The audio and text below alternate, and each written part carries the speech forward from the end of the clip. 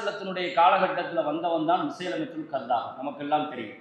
ஸல்லல்லாஹு அலைஹி வஸல்லத்தினுடைய ஹயாத்தினுடைய கடைசி காலகட்டத்தில் இந்த கொடியை தூக்கிட்டு வந்தவன். ரசூலுல்லாவுடைய காலகட்டத்தில் 2 பேர் முக்கியமாக வந்தான். யமன்ல இருந்து அஸ்வதுல் அனசிங்கிறவன் வந்தான். அதே மாதிரி முஸைலமத்துல் கல்லாப் இவன் யமாமால இருந்து வந்தான்.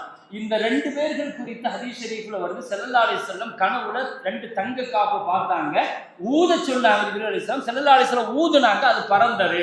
இதுக்கான தஅவீல விளக்கத்தை கேட்கும் பொழுது என் ஹயாத்திலேயே இப்படி பொய்யான 2 நபித்துவத்தை பேசுற 2 பேர் வருவாங்க, அது அஸ்வதுல் அனசியும் முஸைலமத்துல் கல்லாபும் நாங்க ஸல்லல்லாஹு அலைஹி வஸல்லம்.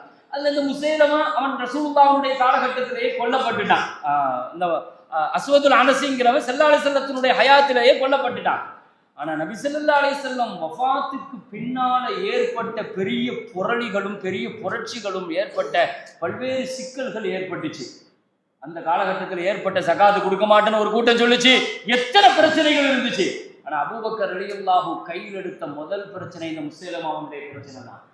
என்ன 1,00,000 பேர்கள் இவரை ஏற்றுக்கொண்டு அவனுக்கு பின்னால நிற்கிறாங்க. முஸைலமாவுடைய டீம்ல 1,00,000 பேர் நிற்கிறான். உமர் ரலியல்லாஹு சொன்னாங்க, எத்தனையோ பிரச்சனை இருக்குது, ரசூலுடைய ஜனாஸா இருக்குது, எப்படி குளிப்பாட்டணும், யார் குளிப்பாட்டணும், எப்படி கஃன் செய்யணும், எப்படி தஃன் செய்யணும், எங்க அடக்கம் செய்யணும், எப்படி தொலை வைக்கணும், அடுத்த ஆட்சி யாரு, அதிபர்கள் யாரு, உசாமா படை அங்க அனுப்புறதா வேண்டாமா ரலியல்லாஹு அன்ஹு. எத்தனையோ தலைக்கு மேல பிரச்சனை இருக்குது. ஒரு கூட்டம் ஜகாத் தரமாட்டேங்கிறான், தொழுகுவோம் ஜகாத் தரமாட்டேங்கிறான். அபூபக்கர் ரலியல்லாஹு முதல்ல எடுத்த பிரச்சனை இதுதான். இதெல்லாம் தாண்டி ஒரு பெரிய கூட்டம் ஹத்தமுன் நுபுவத்தை மறுத்து முர்த்ததாய் நிற்குது. 1,00,000 பேர் நிற்கிறான். நான் படையை திரட்டுறேன், படையை அனுப்புறேன்னாங்க. காலித் இப்னு வலீத் ரலியல்லாஹுடைய தலைமையில 12,000 பேர், 12,000 சஹாபாக்கள் அனுப்பி வச்சாங்க.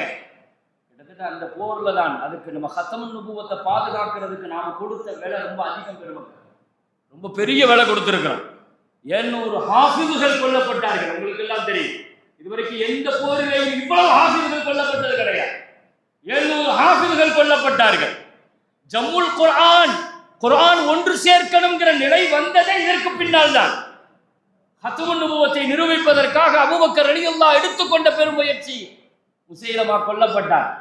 ஆனா அதற்கு பின்னால கிட்டத்தட்ட அல்லாஹ்வுடைய கிருபையில ஒரு 13 நூற்றாண்டுகள் கடந்ததற்கு பின்னாலேயும் கூட இந்த அளவுக்கு ரொம்ப உறுதியா அங்காங்கே தோன்றுவார்கள். ஆதாரம் இல்லாமல் மக்கள் அவனை தூர தள்ளிடுவாங்க. நான் ரொம்ப ஷார்ட்டா வரேன். ஆனால் நம்முடைய காலகட்டத்தில் தோன்றிருக்கிற இந்த மிர்சா குலாம் காதியானிங்கிறவன் இவன் ஏற்படுத்தின கிட்டத்தட்ட நம்ம ஆச்சரியப்படுகிறோம். இந்த கொள்கையை ஏற்றுக்கொண்டிருக்கக்கூடிய